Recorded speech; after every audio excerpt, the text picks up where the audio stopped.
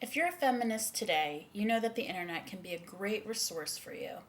There are countless blogs, sites, all different kinds of opportunities for you to get your ideas going about activism, sources of support, and all different kinds of things going on all around the world. So I decided to make this little project. I wanted to show just a small little glimpse of what you can find in the feminist blogosphere on any given day. What I found was pretty disturbing. There's a lot of really good things going on, don't get me wrong. But this project, I decided, was a little bit of a glimpse into the feminist blogosphere that not a lot of people know about. You'll see that on even the most progressive sites, there are still some major, major problems. Of course I saw his race. And I deliberately married him too as a political statement.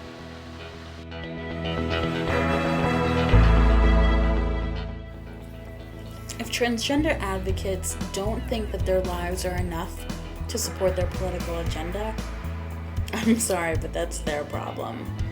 They don't get to take over my life for their ends.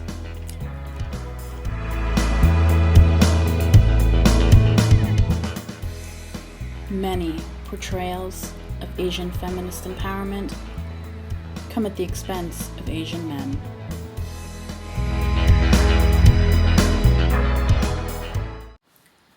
As for the gypsies, their main problem is that they have too many kids. Stupid people all over the world tend to have too many kids, and this is going to be one of the issues of our time. If we do nothing to prevent the wanton, reckless procreation of the have-nots, who only succeed in passing on their poverty to subsequent generations and thus dragging all of us down with them. Lovely. That was just great. Now, check out what I found here. This woman who's commenting about the medical professionals who help transsexual and transgender individuals. This is great too. Just for the record, I do not fear or hate these psychologically damaged boys. I pity them. I do hate that professionals magically turn these pitiful guys into women. As I've said before, I think that they should lose their license to practice medicine because they are preying on and profiting off of these mental problems in these unfortunates. Now, it's not that we all need to agree. Part of what makes the internet so fascinating is that you can have so many diverse opinions. What makes it not so fun is when there's a lot of racism and homophobia and all kinds of things that are just bleeding out of these most progressive blogs and sites. So it's no really any question or any surprise when you find comments like this.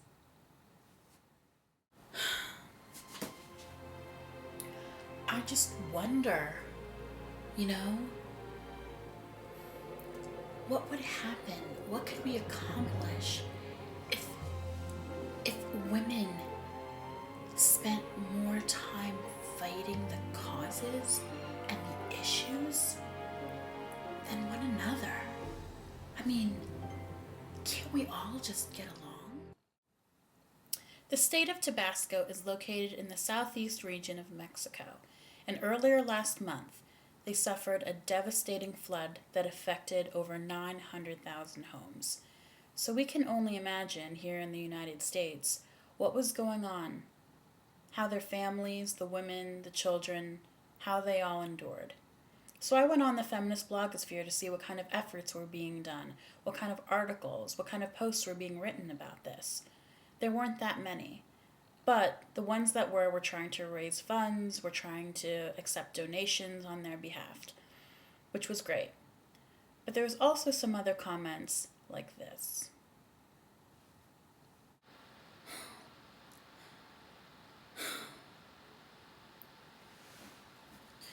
This is beyond awful. And I'm incredibly ashamed of the U.S., though not entirely surprised. Maybe someone should tell them if they send more money, fewer of the displaced persons will try and cross the border, even if that's total bullshit. But my shallow self has to take over here for a second.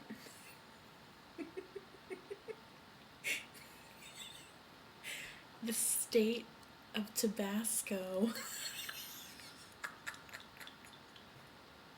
I had to do a double take. Yes, I'm an ignorant slut, blah, blah, blah. But it is kind of funny. Race. You never know what you're going to find on the internet. That's what makes it so interesting.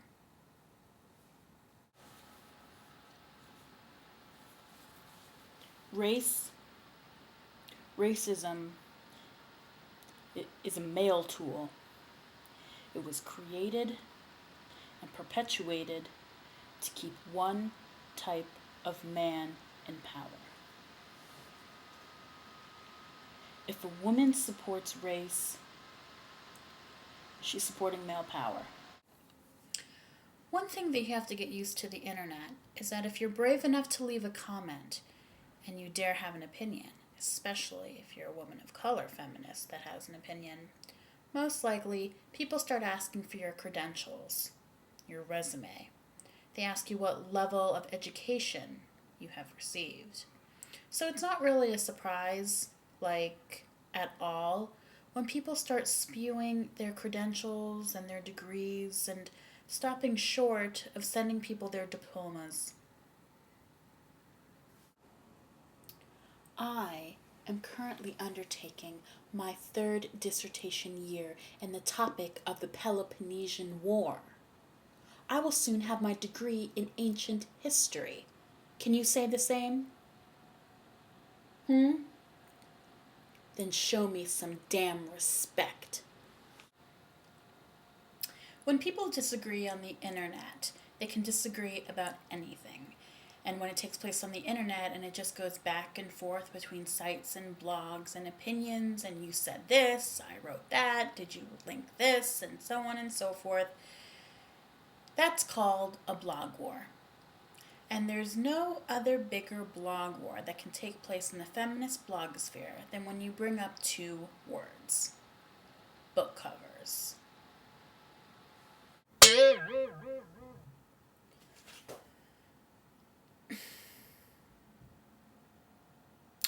I'm just upset that attributes of feminism and femininity are once again being attributed to